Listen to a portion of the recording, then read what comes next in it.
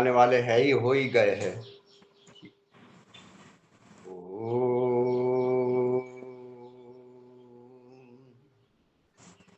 सहनावतु सहनौ भुनक्तु सह वीर्यं कर्वावहै तेजस्विनावधीतमस्तु मा विद्विषावहै। ओम शांति शांति शांति। सबको सादर नमस्ते। भजन गाने के लिए कोई तैयार हो तो?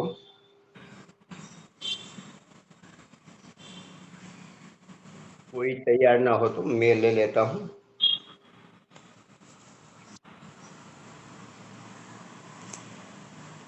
आ जाओ जी आप लीजिए, मुनि जी आप लीजिए। ईश्वर तुम ही दया करो, तुम बिन हमारा कौन है, दुर्बलता दीनता हरो, तुम बिन हमारा कौन है। ईश्वर तुम ही दया करो, तुम बिन हमारा कौन है, दुर्बलता दीनता हरो, तुम बिन हमारा कौन है। माता तू ही पिता, बंधु तू ही सखा, केवल तुम्हारा आसरा, तुम बिन हमारा कौन है। ईश्वर तुम ही दया करो, तुम बिन हमारा कौन है, दुर्बलता दीनता हरो, तुम बिन हमारा कौन है। तेरा भजन तेरा मनन, तेरी ही धुन तेरी लगन, तेरी शरण में आए हम, तुम बिन हमारा कौन है।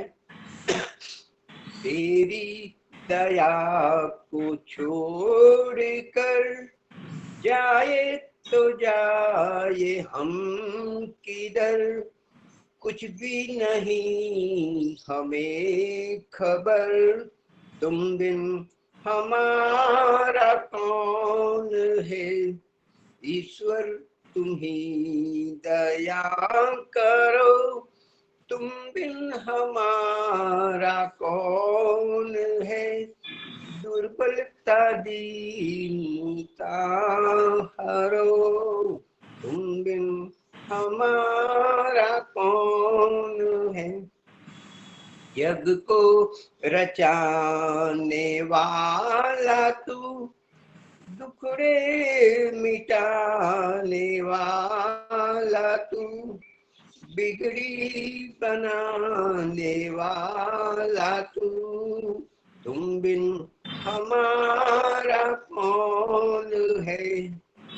बालक है हम तेरे प्रभु, तू है पिता परमात्मा, हमको सुमार्ग पर चला, तुम बिन हमारा कौन है।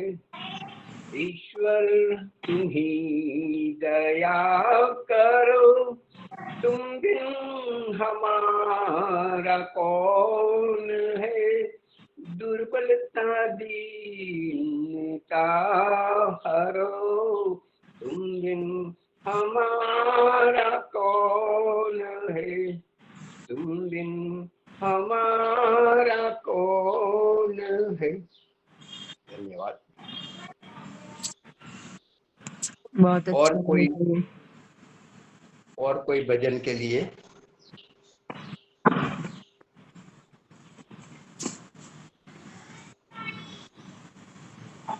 ऐसा कैसा चलेगा जी?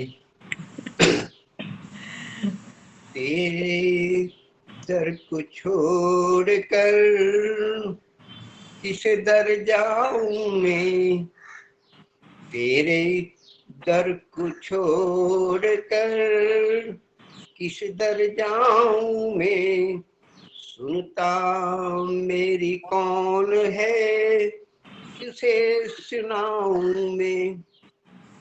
यही स्थिति है, क्या करे भाई। जब से याद बुलाई तेरी लाखों कष्ट उठाए हैं, जब से याद बुलाई तेरी लाखों कष्ट उठाए हैं, न जाने इस जीवन अंदर कितने पाप कमाए हैं।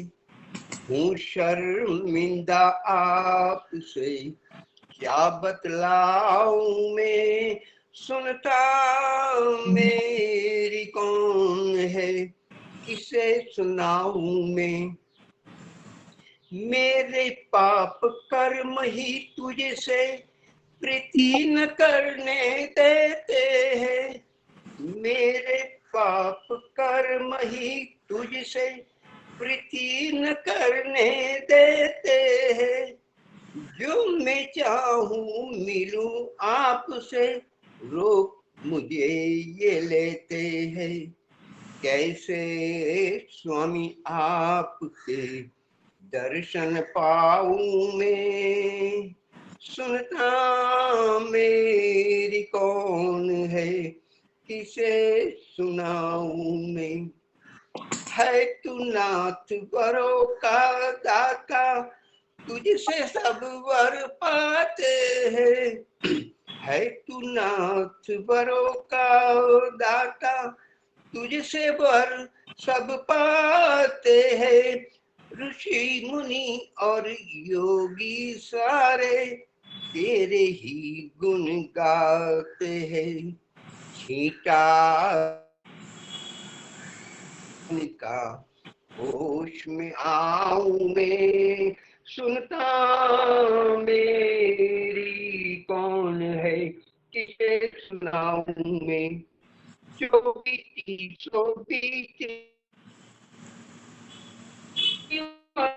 संभालू मैं, जो बीती सो बीती लेकिन बाकी उम्र संभालू मैं। प्रेम पाश में बंधा आपसे, गीत प्रेम के गालू में। जीवन अपने आप का सफल बनाऊं मैं, सुनता मेरी कौन है, किसे सुनाऊं मैं। तेरे दर को छोड़कर किस दर जाऊं मैं, सुनता मेरी कौन है, किसे सुनाऊं मैं। जी बहुत अच्छा मुनि जी। सुनाने वाला नहीं था तो मैंने गा लिया। बहुत अच्छा। तो हम अपने वक्ते को सुनेंगे, वक्ता को सुनेंगे, भले 6, 7, 10 क्यों ना हो जी। धीरे धीरे आ जाएंगे, प्रारंभ करें, समय हो चुका है इसलिए। सबको सादर नमस्ते जी। नमस्ते नमस्ते, धन्यवाद। नमस्ते। हमारे जीवन का लक्ष्य अत्यंत दुखों की निवृत्ति और सुखों की प्राप्ति। यह होगा, यह स्थिति तब होगी जब हम तत्व ज्ञान में होंगे। तत्व ज्ञान कैसे होता है? विवेक से। और विवेक को कैसे प्राप्त किया जाता है? प्रमाणों से। तो हमें अपने जीवन के लक्ष्यों की जब प्राप्ति करनी है तो हम उस लक्ष्य के प्राप्ति के लिए मुख्य हमने देखा कि हम वास्तव में जो हमारी स्थिति बनेगी, अंतिम स्थिति बनेगी, वह तत्व ज्ञान की बनेगी। और पंचमा यज्ञ विधि का हमने मूल जो लिया है कि हम अपने लक्ष्य को प्राप्त करेंगे, उसके सबसे उत्तम उपाय है अंतःकरण की शुद्धता। शुद्ध अंतःकरण का अर्थ होता है अंतःकरण अज्ञान से मुक्त हो, अंतःकरण मिथ्या ज्ञान से मुक्त हो, अंतःकरण अविवेक से मुक्त हो, अंतःकरण शुद्ध हो। उसका अर्थ है अंतःकरण तत्व ज्ञान हो, अंतःकरण में विद्या हो, अंतःकरण में विवेक हो। ये सब एक ही शब्द हैं जो आपस में प्रयोग होते रहते हैं। तो अगर हम कहते हैं शुद्ध अंतःकरण, इसका अर्थ है हमें ठीक ठीक ज्ञान होना। हमें किसी भी परिस्थिति में, किसी भी अनुकूलता में, किसी भी विपरीत परिस्थिति में, किसी भी समय में हर परिस्थिति का समाधान होना, ठीक ठीक समाधान होना। और इसका अर्थ रहता है कि जब हमारी स्थिति विवेकपूर्ण होती है तो हमारे जितने भी कर्म है वह निष्काम कर्म हो जाते हैं। और जब हम अविवेक में होते हैं, अज्ञान में होते हैं, तो हमारे मुख्यतः कर्म सकाम कर्म रहते हैं। तो हमने अभी तक देखा कि हमारे जो कर्म होंगे उनकी मुख्य जब दो वर्गीकरण होगा, सकाम और निष्काम। फिर हमने देखा सकाम कर्म में भी दो वर्गीकरण होंगे, एक होगा सकाम धार्मिक कर्म और एक होगा सकाम अधार्मिक कर्म। तो हमारा पूरा का पूरा लक्ष्य कैसे बनेगा? सकाम, पहले हमें अपनी स्थिति देखनी पड़ेगी। हमारी स्थिति अगर सकाम अधार्मिक की है तो हमें पहले सकाम ही कर्म करने पड़ेंगे, सकाम धार्मिक कर्म। फिर हमारी स्थिति अच्छी होगी, फिर हम सकाम धार्मिक से निष्काम कर्म की जाएंगे। तो जब हम अंतःकरण शुद्धता को देखेंगे तो कोई कह सकता है कि कितनी शुद्धता? प्रश्न ये आ सकता है ना कि हम कितनी शुद्धता होनी चाहिए जिसको हम कह सकते हैं कि हमारी ये अंतिम स्थिति आ गई है कि हमारा अंतःकरण शुद्ध हो चुका है। योग दर्शन में इसका उत्तर दिया गया है सत्व और पुरुष की जब समानता हो जाती है तब केवल ये होता है। इसका अर्थ है अंतःकरण इतना शुद्ध हो जाए जितना आत्मा शुद्ध है पहले से ही। जब इन दोनों की समानता हो जाती है तो मुक्ति हो जाती है। तो हमें कितना शुद्ध होना है? जितने हम पहले से ही शुद्ध हैं। समझ में आया? हमें शुद्ध इतना होना है जितने हम पहले से ही शुद्ध हैं। मतलब अंतःकरण को शुद्ध इतना करना है जितनी आत्मा शुद्ध है, क्योंकि आत्मा नित्य शुद्ध बुद्ध मुक्त है। तो हमारा जितना भी ज्ञान अज्ञान सब कुछ जो रहता है वो अंतःकरण में रहता है, और आत्मा को केवल ज्ञान की शक्ति रहती है, आत्मा को बोध होता है। जैसे मैं अभी आपको देख रहा हूँ, आप मुझे देख रहे हो, तो आपको अभी साक्षात बोध हो रहा है मेरा। परंतु अभी आप जब विचारोगे, आपने दोपहर को क्या खाया था, आपने सवेरे क्या नाश्ते में लिया था, तो वो सारा ज्ञान कहाँ था? अंतःकरण में। और आप उस अंतःकरण से उस ज्ञान को उत्पन्न करते हैं और बाद में हमें बोध होता रहता है।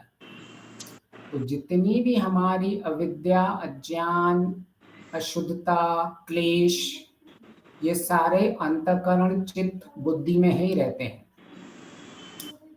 तो हमें जब ये स्पष्ट हो जाता है कि मेरा मुख्य लक्ष्य है जो भी दुखों की, मेरी अत्यंत दुखों की निवृत्ति का एक ही उपाय है तत्वज्ञान। तत्वज्ञान विवेक से होता है और विवेक जो भी मैं ज्ञान प्राप्त करूं वो प्रमाण युक्त प्राप्त करूं। तो जब हमें ये स्पष्ट हो जाता है मेरा प्रमाणिक ज्ञान है, हमारा ज्ञान प्रमाणिक होगा, उसी को ही शुद्ध ज्ञान कहते हैं। नहीं तो संसार में तो ज्ञान की कमी नहीं है, बहुत सारे ज्ञान गली गली में बिक रहे हैं, सब अपनी दुकान खोल के बैठे हुए हैं। तो कैसे पता चलेगा कौन सा ज्ञान हमें प्राप्त करना है? तो हमें जो ज्ञान प्राप्त करना होता है वो प्रमाणों के आधार में प्राप्त करना होता है, तर्क बुद्धि के आधार पे प्राप्त करना होता है। और जब वह ज्ञान शुद्ध हो जाएगा, जितना हमारी आत्मा शुद्ध है, हम केवल्य की स्थिति में पहुंच जाएंगे और वो ही हमारी अंतिम मुक्ति की स्थिति है। तो अब तक ये सारा सारांश ठीक हो गया, हमें ठीक ठीक समझ में आ गया कि हम जो अपने लक्ष्य को हम प्राप्त करना चाहते हैं, उस लक्ष्य की यात्रा कैसे होगी, उसको किस माध्यम से प्राप्त करेंगे और उसको कैसे शुद्ध करेंगे। तो अगर अभी हमें धीरे धीरे जब आगे चलना है तो हमारी स्थिति बनेगी कि जितनी भी मेरी स्थितियां हैं, अगर हमें ये स्पष्ट हो जाए कि यह मेरा अंतःकरण काम कैसे करता है, यह मेरे अंतःकरण में ज्ञान बनता कैसे है, इस अंतःकरण में अज्ञान कैसे होता है, इस अंतःकरण में शुद्ध ज्ञान कैसे होता है, तो अगर हमारी वह स्थिति आ जाती है तो वो हमारे लिए सबसे महत्वपूर्ण है। हमें इस चीज की चिंता नहीं करनी है कि हमने कितने पाप कर्म कर लिए हैं। हमें अभी उस चीज के ऊपर नहीं सोचना है कि मैं क्या इस जीवन में मुक्ति का हकदार होऊंगा, क्या कसौटी को प्राप्त कर सकता हूं या नहीं कर सकता हूं। ईश्वर की व्यवस्था ही ऐसी है कि हमने कितने भी बुरे कर्म किसी ने किए हों, अगर उसने पुरुषार्थ करके, पुरुषार्थ से अपने अंतःकरण को शुद्ध कर दिया है तो वह मुक्ति का हकदार हो जाता है, उसकी कसौटी मुक्ति की बन जाती है। तो क्योंकि क्या बोलते हैं योग दर्शन में, सती मूले, इसका अर्थ दिया है कि हमारा कर्माशय कब बनता है, जब हमारे कर्माशय में मूल में क्लेश होंगे।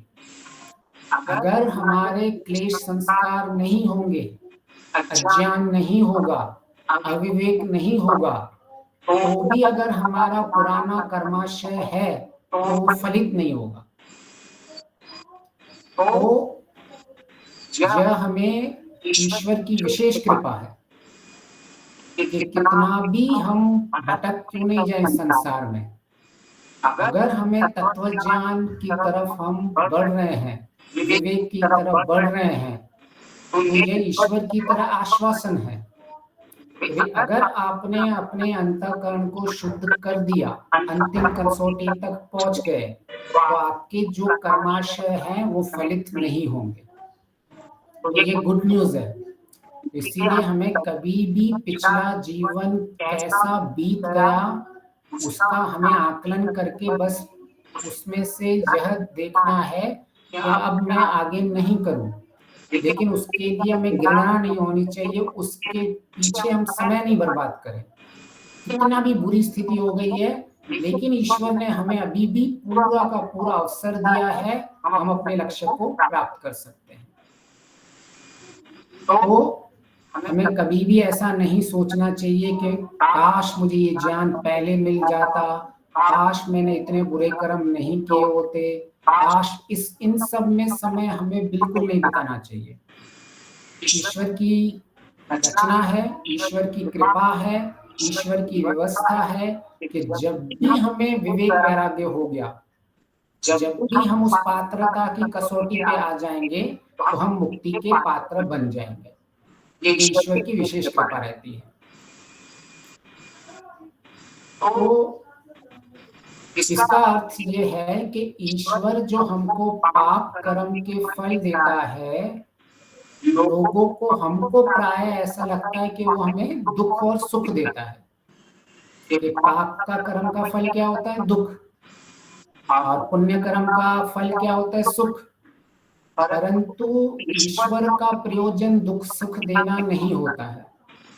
ईश्वर का प्रयोजन होता है कि पाप कर्म के फल से हम में सुधार हो और पुण्य कर्मों से हमारी उत्साह बढ़े।